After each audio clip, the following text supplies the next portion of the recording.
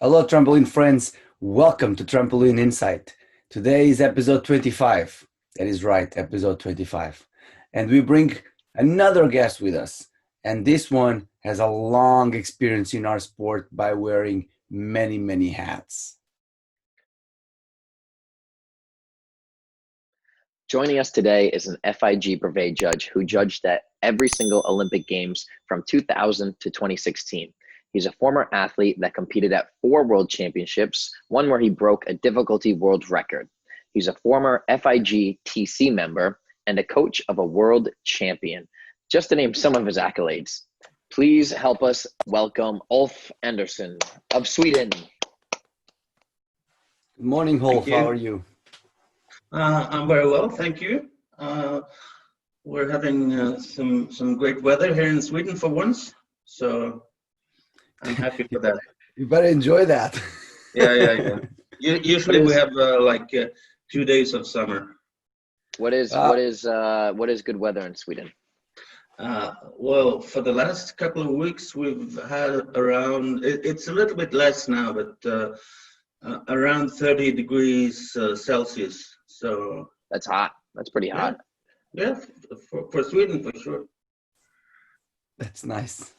So Ulf, we were looking at your impressive resume, and you have a lot to share. So we want to make sure that our listeners get to know you a little bit better and get to know all the things that you have done for the sport. So why don't we start with the question we do to every guest that we have on the program? How did you get involved with trampoline, and what age were you when you got involved with trampoline? I was around 10. I had no idea that trampoline existed. We had no clubs around where I lived. I lived just outside Stockholm in one of the suburbs, and we were having a PE physical education lesson, and we have a substitute teacher, and which was quite common then. We were using the Mini-Tramp. And she was actually not from trampolining, but she was from freestyle skiing. But she thought that maybe I had some talent, and she recommended me to start in a club not too far away from where I lived. So it was a coincidence. And that was only Mini-Tramp, or they had Mini-Tramp and trampoline? In school we had only Mini-Tramp, but the club that she referred me to, they had a trampoline. So I went there once a week on Wednesdays at 6 o'clock, I think it was. And how old were you at that time? I was 10. So a long time ago. Actually 40 years ago. Ooh. Wow. And so you went to this club with intentions to be competitive in aerial skiing. When did it become competitive in the sport of trampoline? No, it was, I had no intentions. I mean, I didn't know what trampolining was. I think I had some talent. My first coach, I think I was some kind of experiment child, because the first training session I did all the skills. I'd never seen a trampoline before, but the first session I did everything up to back somersault and front somersault within 1 hour, I think. So then I was immediately hooked, and I stayed in that club for maybe 1 year. Then I was recommended to join another club not too far away, and which was the number 1 club in Sweden at that time, in Upplands-Väsby, which has seen many good trampolinists from Sweden, including Jonas Nordfors. So when you went to that club, and then you transitioned to the other club, right? So did you even know that trampoline was a competitive sport after you moved to the other club, or did you have any goals after that? When you moved to the other club, why did you move? Was it with the intention of becoming better and compete, or was it just because someone told you, oh, it's better if you go over there? No, I did my first competition after maybe 10 months. I was still in the original club then. And at this competition. I think some coaches spotted me and thought I had potential, and they I know they spoke to my father, and my father and well, the whole family decided I'll go to this other better club.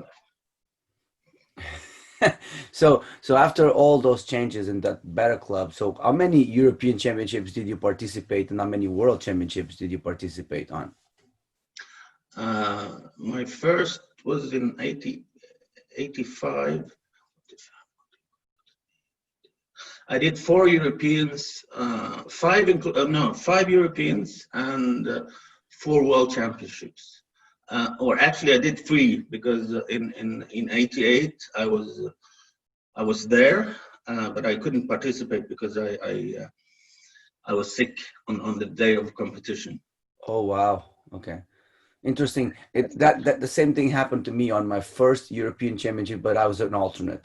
So to be sick as an alternate was not a problem. Yeah, But yeah. the same thing happened to me, which is funny. Interesting. It was a bit sad because it was in Birmingham, Alabama. So we traveled all the way to the US, and I had a really high fever. So If it was today, people would think you had the coronavirus. yeah, exactly. If it was today, you would be in the US for 2 weeks at least. You would not in a room. Yeah. So I was reading over your resume here, and one of the things it says at your first World Championships for double mini trampoline, you finaled, correct? And you broke a world difficulty record. Yeah, can you share a little into that story? Yeah, that's a funny story in a way. I took up double mini quite late in my career. When I was 21, I did a couple of competitions in Sweden. I did well. They decided to register me for World Championships in Essen, West Germany, and it went really well. I made finals, but we didn't have a plan for this because in those days prelims consisted of 3 passes. So I had 3 passes. I did well, and I made it to finals, and I had to learn simply 2 new passes. Yeah, because at the time, for our listeners that don't know, at the time you needed 5 different passes, 3 for prelims and 2 for finals. So that is quite something. So that was that's a funny story, but that's a great memory for me. One of my favorite memories.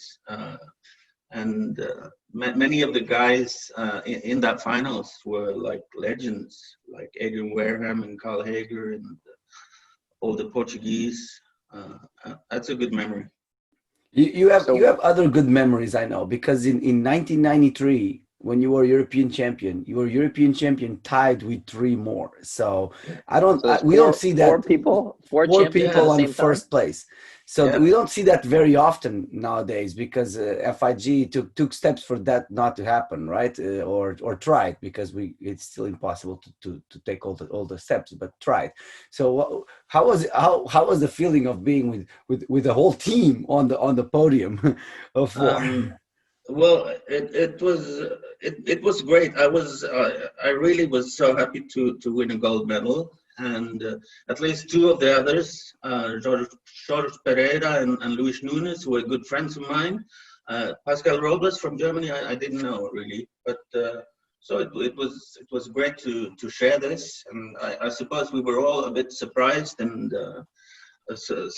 funny detail, they decided that they wouldn't play the national anthems because it would be 3 different anthems and it would take too long, and this upset my team mates, but I didn't care really. It was you were happy with the gold medal.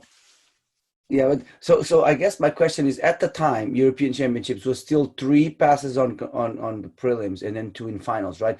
The score, was it cumulative of the 5 passes?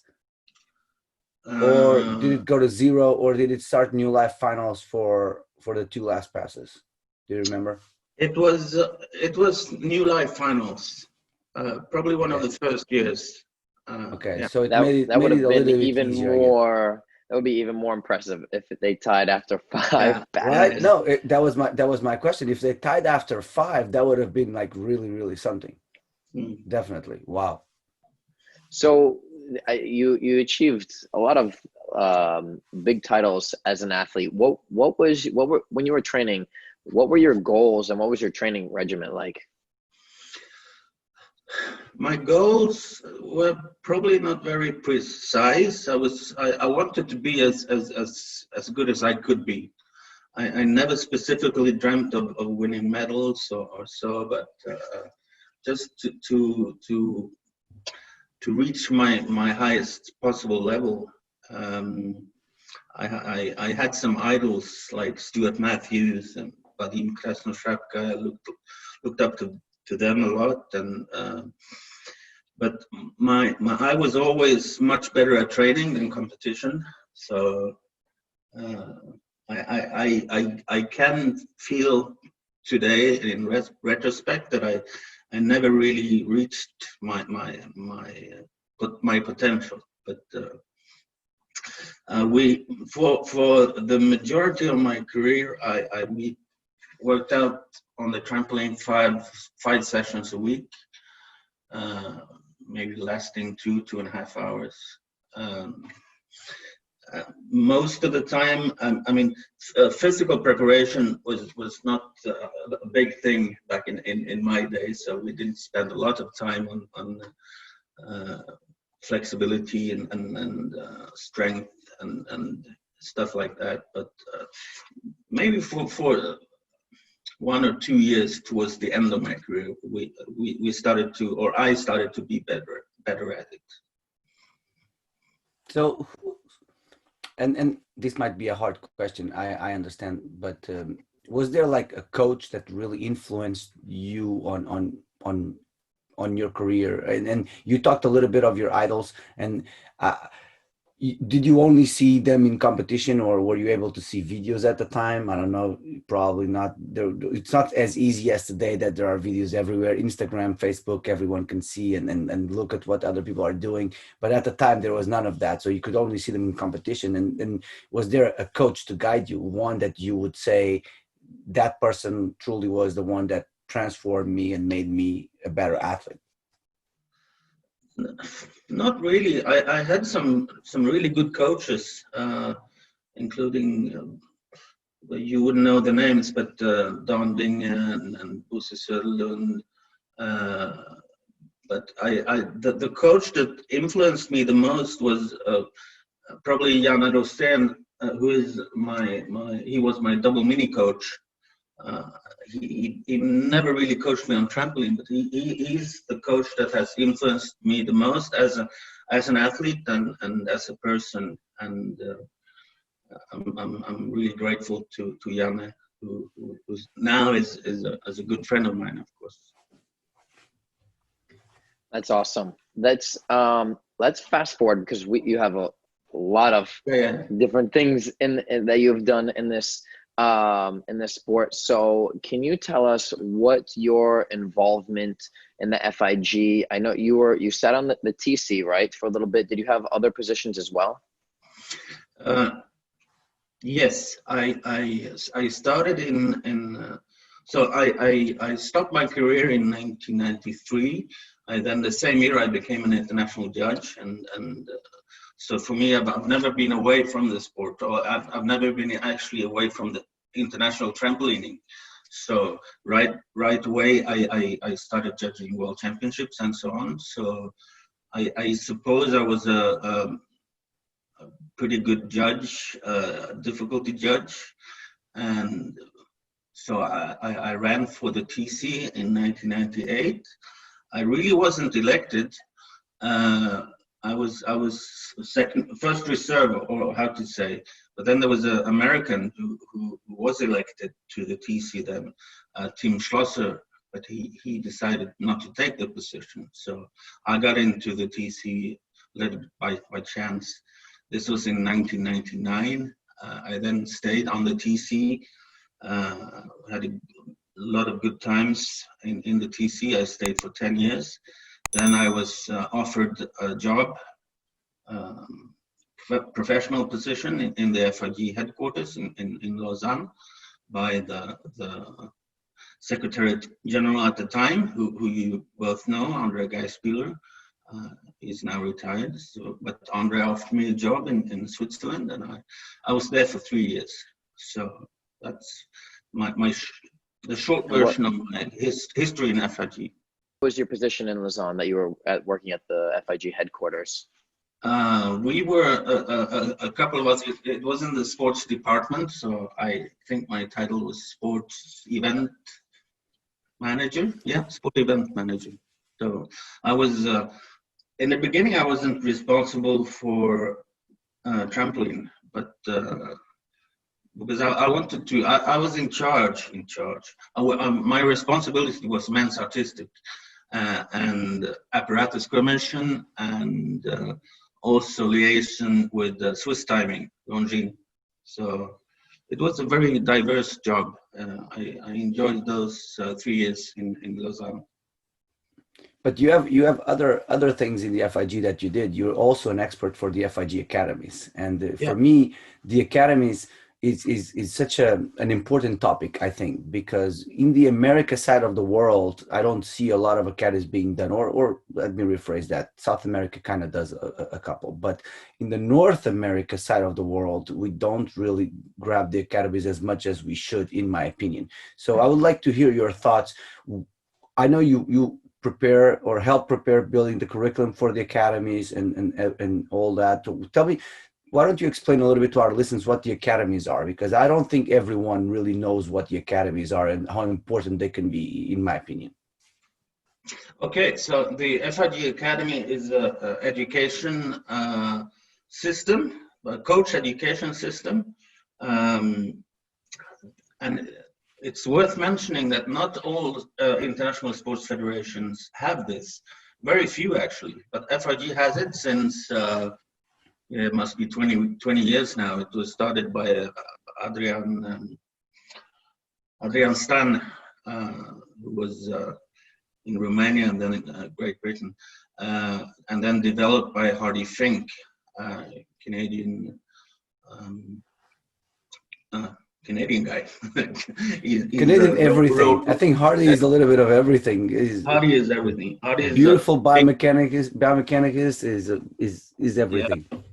A big role model and a good friend of mine, Hardy. So anyway, you have coach education courses in 3 levels: level 1, level 2, level 3. Level 1 is, to make it easy, Botswana. Level 2 is Sweden. Level 3 is Russia.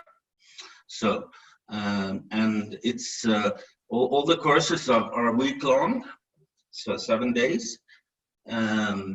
It's about 50% technical, so trampolining, tumbling, double mini, or any. The academy system is there in all FIG disciplines, actually. So 50% technical and 50% sports science, like psychology, biomechanics, physical preparation, etc., anatomy, and it's. Okay, I'm part of this, but I must say it's a brilliant education system, and I recommend all the coaches in the world actually to attend an academy. Yeah, and, I feel. Sorry to interrupt you, Ulf. I feel like the most important for me with the academy is anywhere in the world. Right? If you want to apply for a job, let's say I would like to go to Sweden and coach right now. I think by saying that I have the FIG Academy level 2, everyone knows what that means. It's as simple as that, right? Yeah. And there is no other educational program that if I want to know what knowledge a coach have, that I can attest, okay, let's say someone from Russia wants to come here. I have the Russian level 2. I'm like, I literally have no idea what that means. No. But if he tells me that he has the FIG Academy level 3, I know exactly what that means. If he tells me that he's an expert on the academies, then I know exactly what that means. And I think the maybe a common misconception is that people think that if they get this education that they have to be following this education in this box. They don't understand that they can learn and then be influenced by this education and still have their own twist on the sport or their own style. So I think maybe that's a common misconception, is that the people come in there thinking, well, I'm going to be taught by this person and they're going to teach me this is the way and that I have to coach this way. And maybe that puts a bad taste in their mouth. But I think it's quite the opposite, right? And I think the higher level coaches realize that being exposed to other coaches and I don't want to use the word stealing, but maybe taking a little bit of what this person does and that person does, that's what makes, in my opinion, a good coach, that they can take and learn from others. I absolutely agree with you, Stephen, and it's like that. It's let's call it it's a framework for coaches, and also especially on the higher level courses, maybe there's a great deal of that you share your experience and you discuss, and the academies really attract some of the top coaches in the world. I mean, you have Michael Kuhn, you have Dave Ross, etc., etc. And it's the same in all disciplines, actually. I've been at academies together with Eddie Van Hoof, who's a long-time British national coach in men's artistic, etc., etc. Steve, what's his name? Steve Moulin, USA, women's artistic, and so on. And always now he's retired, but Hardy Fink, one of the most brilliant gymnastics personalities ever, and also Keith Russell. They're all Canadian for some reason. I don't know why. Well, I think if you want to know more about the academy, go ask your federation and go ask them to organize an academy in your country, because all the coaches in the world would benefit from these academies. I've been asking the USA to organize an academy since I moved here in 2013. So one day we'll have one, I hope. We're working on it. Why don't we shift the conversation now to the other hat, or another hat that you have, the coach hat, because Sweden just had a world champion in 2019 in double mini. And why don't you tell us a little bit of that progression? How did Lina become a world champion? Well, first of all, I want to say two things. We're a team of 3 coaches who coach a group of gymnasts in our club, Uppsala. It's myself, Matthias Lindeberg, and Louise Nordenberg. I was not there from the start when Lina started, because I was in Switzerland then, actually. So when I moved back from Switzerland after a year or so, they asked me if I wanted to join and coach. And Lina is a bit special in many ways. She transferred from women's artistic pretty late, at age 17. So it's at least my experience, it's very uncommon that you become really good at trampoline or double mini when you change discipline that late. And she was high level women's artistic gymnast. She competed in 2 European championships. But then she had a really good and fast progression when she switched over to trampoline. Obviously, the acrobatics was she had done a lot of acrobatics during her career as a women's artistic gymnast, and she's just really hardworking and very determined young woman, and it's a pleasure to coach her. Well, from my experience, it always makes it easier whenever they're motivated and they are like that, right? Whenever we're coaching the adults, whenever they become mature enough to be in part of their training, it's much easier to coach them than just telling them what to do.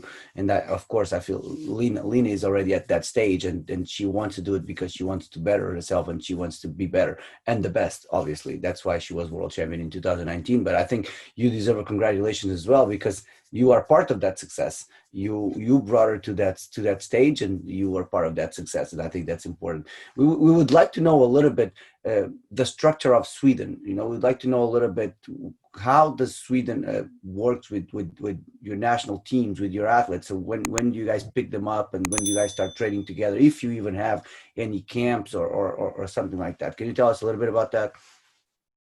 Yeah. So first of all, trampoline is a very small discipline in my country.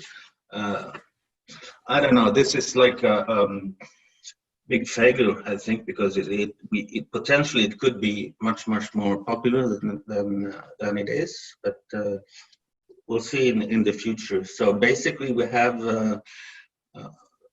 at the moment only a junior national team and a senior national team. And the junior, and we have the competition system is we have a series of it's called Swedish Cups. It's like World Cups, but in Sweden only, of course.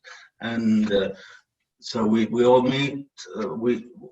There are four of them each year, and you have a combined winner after for the series, and then we have the Swedish championships, of course. So the typical Swedish trampolinist competes on national level 5 times a year. So do you ever meet for camps or training camps where you train together apart from the competitions? Not really, and it used to be much more of that when I was a gymnast and when I was young. Now really only we have a program for the national teams. So the national teams will meet typically 5 times a week, maybe 5 times a year, of course. And I just came back from a week-long training camp with both the juniors and seniors. So it was around probably 25 gymnasts in different ages. So, but for sure we could do more when it comes to training camps and outside of the perhaps it's not possible to do more within the national team, but I think 5 times a year is quite a bit. And I'm curious, especially for those junior athletes, meeting 5 times a year. I'm not sure if you said how long the camps are, but is there any kind of difficulty in the athletes leaving the school to attend competitions and camps? In general, no. But then again, most of the camps are weekend camps. So it's like maybe twice a year that the camps are doing 5 and then 7 days. So I wouldn't say that's a problem. I could be wrong, but I don't think that it's a problem. Then again, most of the gymnasts that I coach are grown-ups and they're maybe at university, and so they choose their own. And I guess now with this virus and this pandemic going on, everything is more remotely, so people can do things more remotely and from home. So that facilitates the training camps. I would say not everyone is on the same position, but I think it's with schools creating more online programs, which in the past was not possible. That allows a different freedom, I think. But I would like to go a little bit more towards what you are doing right now. And are you coaching full time, or you still have a second job? Because I know in Europe coaching is really not like it doesn't give you enough money to live on. And I know in Portugal it was like that. So what is your life right now? Now I have a normal job. I work for the Swedish Gymnastics Federation. I usually call myself sports bureaucrat, but no, I really enjoy my job. It's excellent. But then at the moment, as I said, we're a group of 3 coaches in my club, so they have 5 sessions a week, 2.5, 3 hours, but we alternate between the three of us. So I typically I have 2 sessions a week. So I go there after work on usually on Mondays and Wednesdays. It's for us it suits us really well because none of us are probably prepared to do more than that. I used to, for 15 years, I coached 5 days a week on the side of my ordinary job, and I couldn't do that anymore. That's gotta be tough. That's like working overtime, right? Putting in 70-hour work weeks. Mm. How is it coaching with 2 other coaches? There's 3 of you. Do you find it more difficult, or do you find it beneficial that you have another coach coming in with a fresh mindset and energy level, or do you find it more difficult because maybe there's some lack of communication and vision from one coach to the other? I think if you would have asked me 10, 15 years ago, I would have said that it's impossible. I would see a lot of obstacles, and I would think of it as problematic. But I really, me and Luis and Matthias, we really trust each other a lot. Matthias, I used to coach for probably 10 years. So I remember Matthias. Yeah, so that's another funny detail that Matthias, who is one of the greatest trampoline minds that I've ever come across, I coached him for a number of years, and now we're coach colleagues. And maybe me and Matthias are pretty similar, but I think we have our differences. So as a group, it works really, really well, also because of our differences. But then, of course, we use, probably many other clubs do this also, but we do a report after each session. We do a report in a Facebook group that only the 3 of us have access to. Oh, okay. That's a good system, because that way you can always be in contact after each training about what happened. Yeah. I that was the only thing I could see was the communication problem. That was the only thing I could see. But if you have that report, that's really good, I guess. So the 3 of you working as a group, what goals do you have as coaches for your athletes, obviously? And I bet that having a world champion was one of the goals achieved. So now what do you have in mind for the future? The group of gymnasts is quite, there are 7 or 8 of them. So it's different for each individual. I think this is something really important that we have. We try to do individual plans for each of them, and obviously they have different goals themselves. Like Gustav, for instance, his goal is to reach to qualify for the next World Games. We have Alice and Alva. They really want to make it to European Championships next year, so on. So really individual goals. When it comes to Lina, we don't know. She's won 2 World Championships. I know she really would like to win the World Games in double mini, but then also I know that she wants to qualify, maybe to make it to the Olympics in trampoline next time. I think she hasn't decided yet whether to go for another cycle, but at least she's thinking about it. So let's move on to inside the coach hat, because you have many hats. We would like to know, what are your thoughts on the code of points that will start in 2022? And let's not talk just about about double mini, about all the disciplines. I bet you read the drafts that were sent to the federation. So what do you think about the new code of points? The good things and the bad things, because everything has good things and bad things. Yeah. Okay. So you might have to remind me of the different proposed So changes. why don't we start with trampoline a little bit? So trampoline, the removal of compulsory, having two free routines counts the best one for the individual score. What do you think about that? I'm split, in this. I do like the fact that you get a second chance.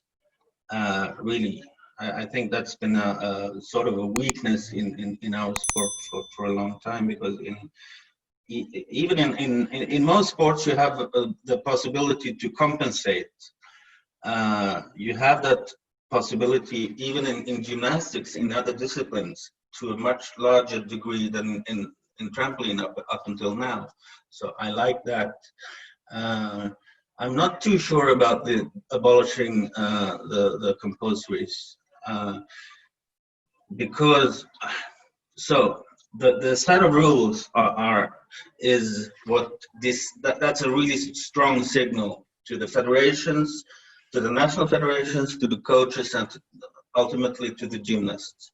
So what worries me is basic technique, and will it be lost? I know they had the same discussion in artistic 15-20 years ago, but it since for seniors it's you will only show the difficult skills. It means that the national federations will have to take a bigger responsibility in the development of the gymnasts. Well, and I think the thing will be that WAGs and junior will maintain the same requirements. So for the athletes to build up to being a senior, they still have to go through the same requirements that they have now. So that will still force them to work on technique. But I understand, and I'll tell you the funny thing about this. So 2022 is close. It's simple as that, right? And I was looking at my athletes and looking, how am I going to change the way I coach due to the new code of points, right? Because now I don't need to give such a big part of the time to compulsory, right? But I still want to give it some. Maybe other people won't, but I still think it's still important, right? So how am I going to structure that? And I think that's going to be a challenge for all the coaches to maintain a good equilibrium between compulsory and optional, although you don't have to compete compulsory anymore, but the simple technical skills, I guess that's going to be the hard part. But I do like the part of the second chance. Many people see us at that. Well, we don't need to be consistent as much, but I don't. I think that, like you said, has been a weakness of our sport for a long time, and I think this kind of compensates for that weakness. So I like that part. For the double meaning, the double meaning is a little bit interesting in my opinion, because you cannot repeat any more skills that are on the same place of the double meaning. So if you do, or any place, so if you do a half out mount, a half out tuck, you cannot use that half out tuck anymore on the prelim part or the qualification part, and then the finals part you can repeat again back. But in the end, long story short, you need 4 high-level skills to do 2 passes, and you can do those throughout the entire competition. What's your thoughts on that? Because I know that Lina is very much against, like very many athletes, because when I do the athletes meeting, I receive their feedback, so I know that they don't enjoy that part of the changes on the code of points. So what's your thoughts? I'm with Lina on this one. No, I think the rules we have in double mini at the moment is they're quite fine, and I almost get a little bit feeling that the TC in the last few cycles, it's like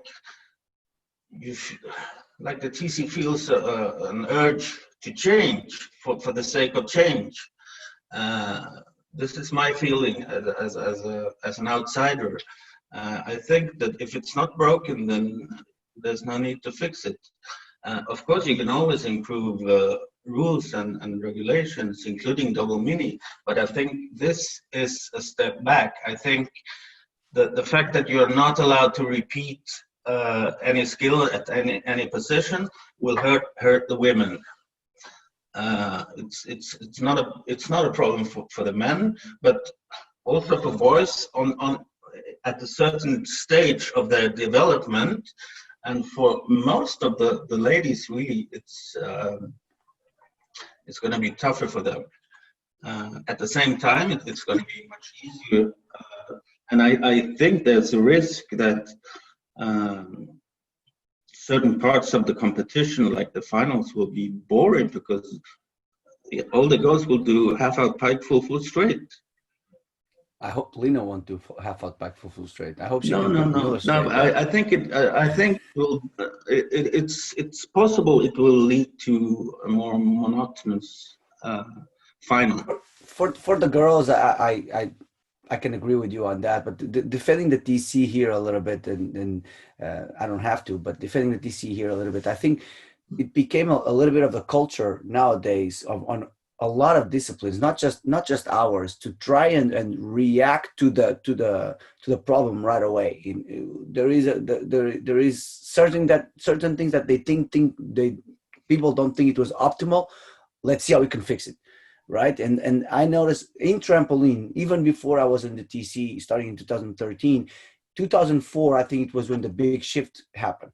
After the Olympic Games in 2004, things started changing every 2 years almost.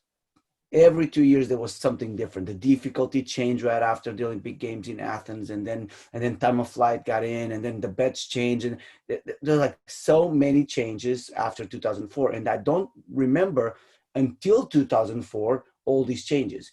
I felt that until 2004, if you go to any coach in the world and you ask a question, everyone knows the answer because the code of points did not change. And then after 2004, you ask a question like, "Oh, I don't really know what's in place right now. Let me go look and read," because it kept changing and trying to be optimized. I don't think the TC wants to change just for the sake of changing. I think they try to optimize, like, oh, there is something here, let's how can we make this better? But then when we make this better, there are other parts of the system that get slightly broken, so it's just not so easy, or they need to be optimized as well. So it's just, and the technology side of it also came and changed everything with time of flight, horizontal displacement, right? It came and changed everything. And then I feel like double mini and tumbling right now, the new code of points, they take a little bit of a hit. It's not really a hit, but they take a little bit of a hit because FIG likes to uniform things, like make all disciplines with as close as possible in the rules, right? So, and I think that's why double mini became as it is. But again, the TC decided that way. I wish we could have at least not have repetitions. That was what I asked for, because if they would have to have at least 4 different passes, I think it would be better than just 2. The repetition on the mount or the dismount, I kind of like it, but for sure it will hurt the girls. I have no doubt about that. Yeah, but I kind of like it. It will make things easier, because we had certain problems in the near past with repetitions of skills that people don't notice. Oh, you already did a half Randy dismount now. Or let's make about, you already did a half out mount, and now he's doing this mount, and I didn't notice, and they don't count the repetition, right? This way, the moment they do it one time, you can't do it anymore. So I think it will make it easier on the judges' side. We'll see. It's for sure. If I think about Lina, it will not hurt her anyway, because he has such a huge range of skills and passes. So yeah, well, where and I understand that. Finish. So where do you see, I guess, in regards or regardless of these new quota points, if you think they're going to change, where do you see the sport going in 10 years? 2030, what routines do we see? What rules do we see? What changes, do you anticipate? Oof, that's difficult. Well, you are a person that saw the sport coming from the back, right? From 20 years back, and see where we are right now. So you're probably one of the best person to tell us where you think we'll be in 10 years or 20 years. Mm-hmm. Yeah, no, but it's true. I've seen, well, you have also, but maybe me from a different angle, but the sport changing from being non-Olympic to being Olympic, which has in some cases I've said that it's a 180 degrees change, and it maybe not that much, but it's really huge. Two different sports in many ways. So coming back to Steve's question, I think it really depends on a lot what will happen with the equipment. If we get more powerful equipment, or more stable equipment, then difficulty, I think the only our imagination is the limit. But as long as the equipment stay the same as now, I don't foresee a huge difficulty change. Probably more. I didn't think about this a lot, but probably more triples on both the men's side and women's side. And I think this new code of points is going to help with that, because I think this new code of points is going to allow them to take at least certain skills they had on compulsory and put on optional, as long as they're strong enough to do it, right? And we had this conversation many times before here on the podcast, and we all think that the men will have more triples and the women will have maybe 2 to 3 triples, or 2. They're already doing 2, but three as more certain, because now they only have to do 1 routine. But that's going to be. So do you think we'll see quads? Because that's something we always ask our guests. Yeah, probably, but I don't think that they will ever become that. With the current apparatus, I think they will become more common, but they will never be common, because I really think it's on the edge of what we can, what humans can do with this apparatus. I'm sure 1 or 2 or 3 or 4 will pop up. But I mean, people done. I remember, what year was it? There was a World Cup in Moscow. Maybe it was 2005 or something. There was around there, 2005 or 2006. Doing, quad pike the layout. Yeah. So obviously, it can be done. I even did quad in tucked, of course, back in my day. But yeah, we talked about this priorly. The reward to risk is not, equal, or the reward is not greater than the risk, at least at this point with our difficulty value system. So you spoke a little bit on equipment changes. Do you have any guesses as to what would be the next evolution? Would it be a different sized bed, or a different sized frame, or just different strength of the same measurements and the equipment? I think the change that I maybe expect is that the frames and the beds are made wider. I think, and that's good from a safety point of view. I think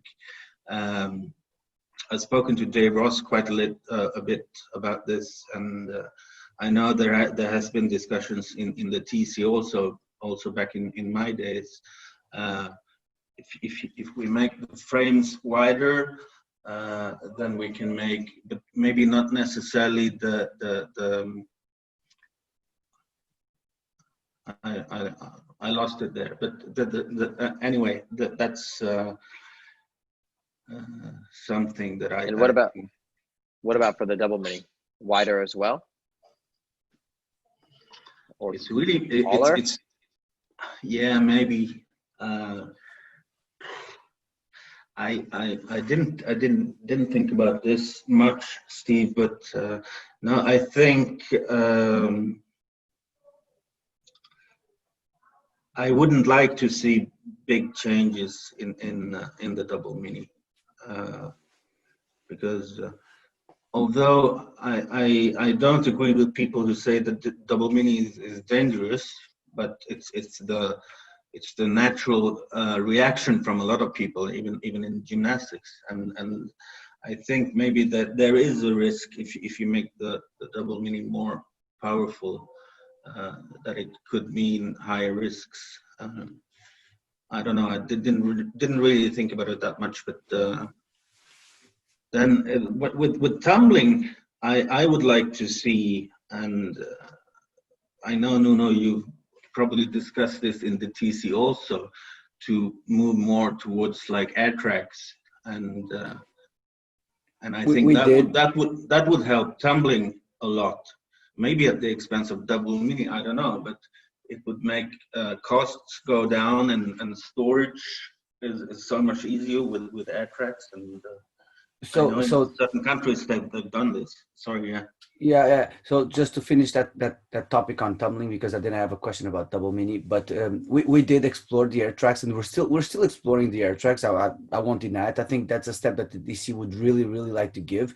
But the air tracks have a big problem, which is how to maintain constant pressure and constant feeling of the track, right? So because with the temperature changes and all, and it's hard to maintain the same balance of the track for the whole day or competition, because I guess at night could be reestablished and put it again from the morning, but it won't stay from morning to the end of the day with the same pressure, and that's where the air tracks are losing right now.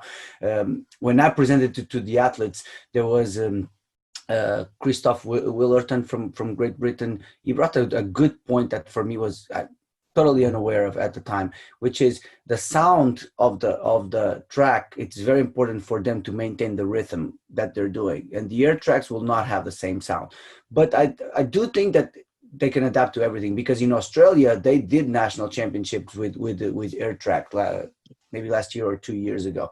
But so it's something that is still being explored, and I think it's something when the manufacturers really can provide a track that meets the requirements. I think it's probably be a step that will happen, and I do agree with you. I think that will be an exponential increase in development on tumbling, because that will make it much easier. But I have one little thing that I would like to touch on double mini. There are a prototype that is being tested and maybe trying for certification. We don't know, for time of flight on double mini. What is your thoughts on time of flight for double mini? You think it would be a positive thing or not so much? No, it would be interesting. Why not? I mean, we have it's in the rules even that that it should matter, but it's at the moment it's 100% subjective, like it was in trampoline before. So yeah, why not? We've thought about buying. There's a company in New Zealand providing a time of flight machine for double mini. So we haven't bought it yet, but we're thinking about it because, well, only for training purposes. So, but yeah, why not? It's Yeah, I know. I was just in contact with them last week, and I know they're improving the double mini app right now, and they're working on it and making it even better. Because from I haven't tried it, but I know there's a coach in the United States that has one, and she's very impressed with the machine. And I have two for a set for the trampoline, and I'm very impressed with the machine. How can we be having so accurate results from a little piece of equipment like this? And we already did an episode on that. We already gave one away, and Daphne from Mexico won it. She's super happy with it. So that's for another time. But I was just curious, because I think time of flight for double mini would probably come and change the view of people saying that double mini is too dangerous. You know, people will focus a little bit more on height, less on difficulty, and that would be one more objective component that they could have that would take their mind and would make it a little bit safer. Of course, at the same time, you also have to jump higher. So I don't know, but I think it could be a very good thing. I think it could be very productive. yeah. Then, so while we're talking about equipment, I think where the FIG could do a better job is to harmonize the density of the landings in double mini and tumbling. You know what I mean, Uno? Ulf, so let me tell you this story, okay? So I think the biggest reason why I became athletes representative was to change that. Yeah. Because I remember in my time, Every time we would go to world championships, those mats were hard as rocks. It was the same thing as jumping onto the ground. Okay. And then I learned that there is already a density that they have to follow. Just the gap or the how do you say, the parameters are very wide. So you can be on one spectrum and the other one, and you still are inside the requirements, right? And it's not so easy to change. But I do think that the last years the mats were better, except for Metz 2010 was absolutely horrific. Those mats were the hardest mats I've ever seen in my life. They were the Genova mats, and the one that Bruno Martini won world championships. Those mats were so hard. But I agree with you. I think there's some things that can be better. I still think that there's a lot of things on the apparatus rules that can be improved. There are a lot of things. There's some little contradictions in the rules about the run for the double mini. One says 25 meters, another one says 25 meters plus one or minus one, something like that. There are certain things that can be improved for sure. But the density of the mats, that was the biggest reason why I started going to athlete representative meetings, because how is it possible that we could have mats like that? It's just made no sense to me at the time. Made no sense to me. And was it World Champ? Yeah, it was World Championships in St. Petersburg, where it was also rock hard for the first day, but that was because they turned the mat upside down. And anyway, I remember they turned the mats upside down, and then it was not as hard anymore. And you know what's funny? I did the same thing in my club. I had some mats that are pretty hard. I had them for a while. They were pretty hard. They're like, you know what? I'm going to turn them upside down. And they're much better. They're much better. And another thing, and it's really not important, but a small detail, is you talked about the tolerances for the density. Another area where the tolerance is much too big is the throw-in mats, the spotter mats. So I spoke to Daniel Fesser, the apparatus commissioner, and he said that there is a proposal to change this. But I think it needs to be changed, because really the spotter mats that were in Tokyo last year, horrible, in my opinion. Yeah.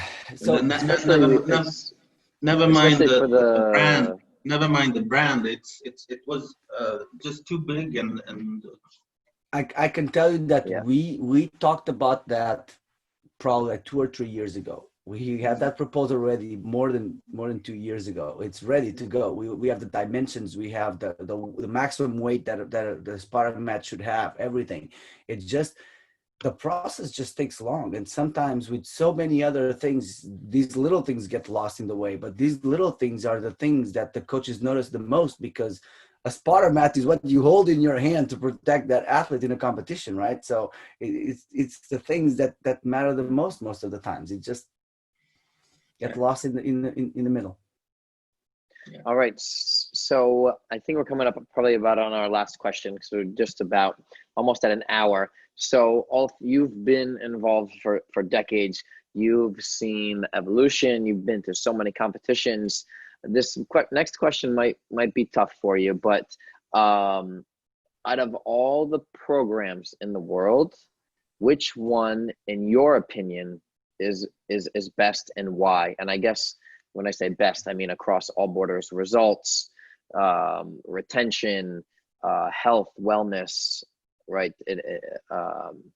Financially, right? So which would you favor the most? And why? Yeah, difficult one, Steve. I cannot help to be really impressed with the Belarusians, what they're doing in Belarus. But I think at the same time, because I think that they're working miracles there, and they have actually, in my opinion, developed the sport a lot, and with small details that has to do with style and things like that. But having said that, I think it's impossible to have the Belarusian system probably anywhere in the world, because of the political system. So I'm impressed by them. I'm also impressed by, which is almost like the opposite, Canada. I mean, Canada and Skyriders in Toronto in specific have produced. They have more Olympic medals than anyone else. And any other coach. Yeah. So, but then I think that says a lot about the attitude of the coach and the attitude of the gymnasts, and not that necessarily so much with. I know that they're struggling financially in the Canadian Federation also, so maybe they're not a role model in that way, because so that's another system that I'm really impressed with. So probably I would say in between Belarus and Canada is maybe it seems to me that the French system is quite. I mean, they keep producing high level gymnasts now also on the women's side. They've done it on the men's side for decades. So that seems a really good system to me, with the national centers and regional centers and so on. So yeah, I would agree with you. I don't know how if the results from Canada are a result of the structure as much as the microstructure within Skyriders. Yeah. But I agree, and I'm curious to see. I would be interested to see what the change in structure that Belarus has had to have this success. And I don't think it's out of the blue jump of success, because they've had a lot of success with Kazakh, Korka, Belarus, right through the 80s and 90s. But what we're seeing now with the senior elite boys, and what we saw with the senior elite girls a few years ago prior to injuries and the other issues was just remarkable. So I would be curious to see, do you know of any change in their structure, any insight to what led to this progress? No, not really. I can only observe that. And I totally agree with you. They have a long history of producing champions in Belarus, going back to Lilia Shvalbu and in the 80s, and with Polyarush and Kazakh, Korku, Evgeny, Belyayev, etc. But I seem to observe that with the inclusion of the two rather young coaches that I don't even know their names, as a young man and a young lady.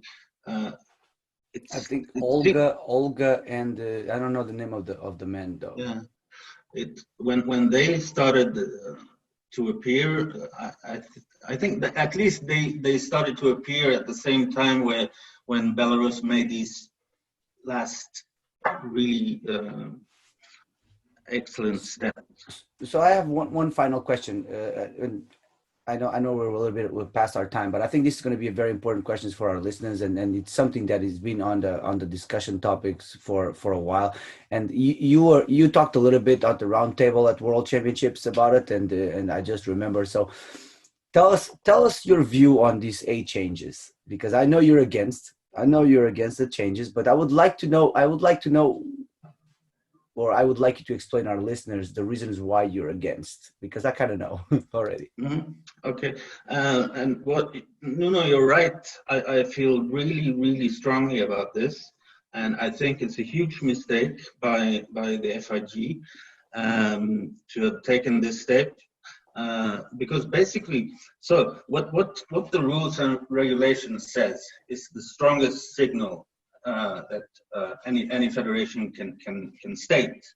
So basically, with this rule, you're saying that when you become 17 years old, you're supposed to be ready. You're supposed to be ready to compete against the others. So saying that it's saying that you will push down the everything, the development of a gymnast. So for the same reason that they've continually risen the age, the minimum age in women's artistic, the FIG is now taking another step in the opposite direction, and I think it could lead to a lot of problems, because you will then put much more pressure on younger gymnasts, and I really think it's and trampoline is the discipline in gymnastics where you are certainly not in any rush at all. We see this with, especially on the women's side, actually, with an average age, I think, over 30 in this cycle for the World Championship medalists. So we're not in a rush. I could go on for a long time here, but I simply cannot understand the logic in this. So I would like to be a little bit of devil's advocate, because I was part of that decision, okay? And I do agree with you that, you know, trampoline, we're not in a rush. We are probably the sport with the more longevity out of all the disciplines that FIG has. I totally agree with that. But there were certain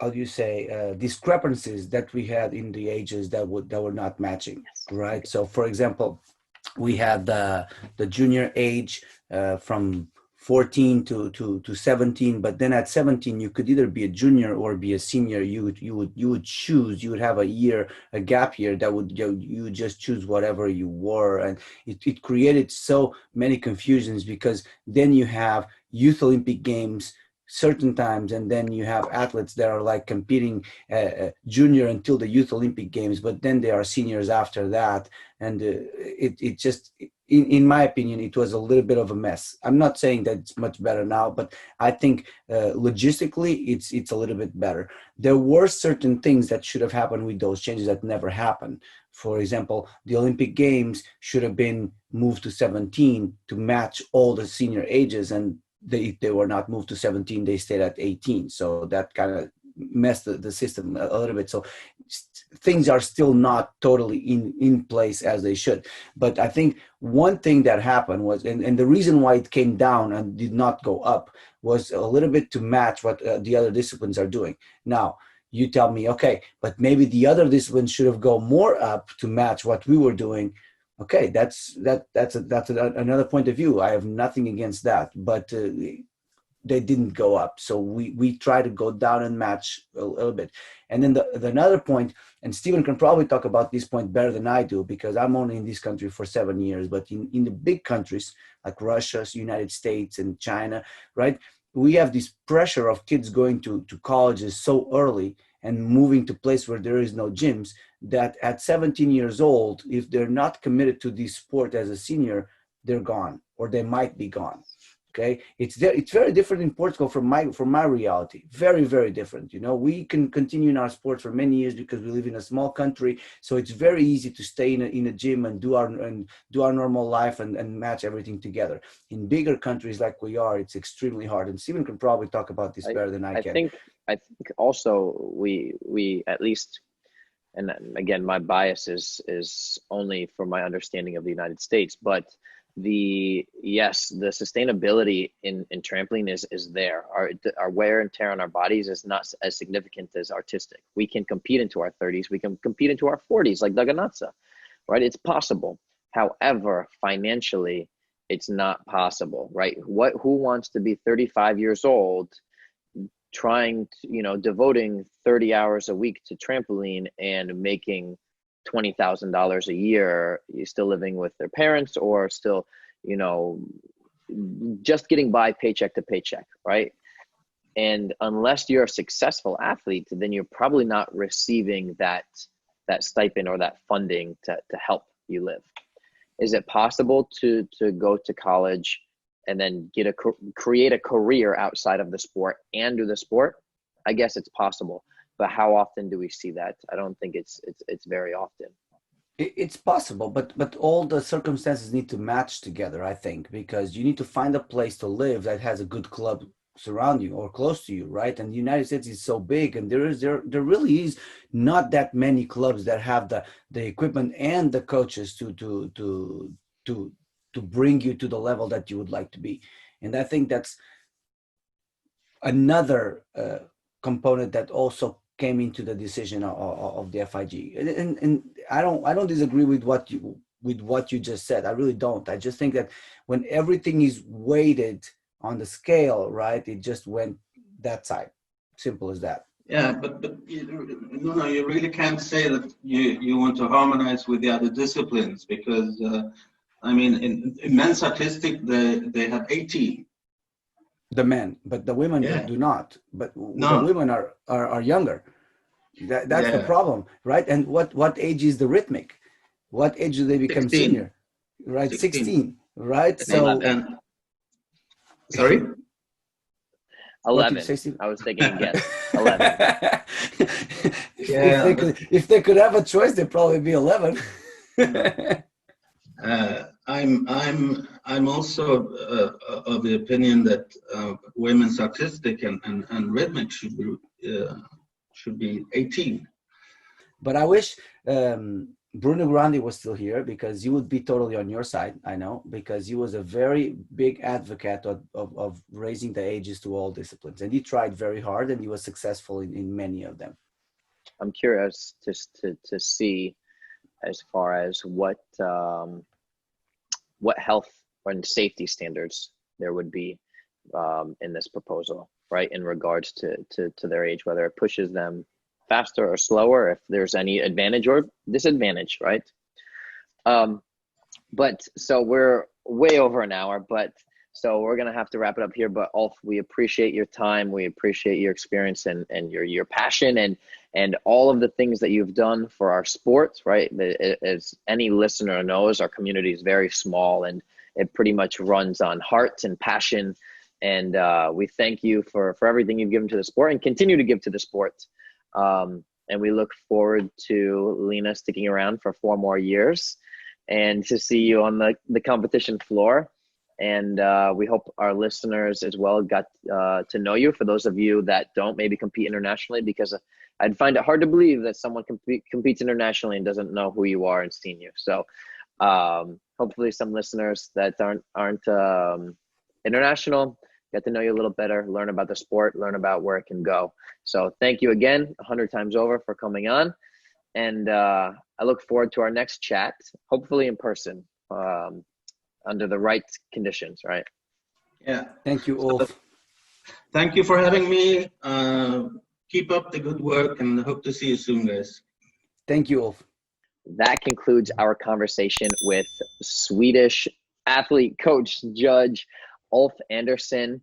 We hope you enjoyed the discussion, learning a little bit about him and his history and how he's added to our sport, and a little bit about the FIG Academies. If you want to partake in the conversation, comment here on YouTube, on Facebook.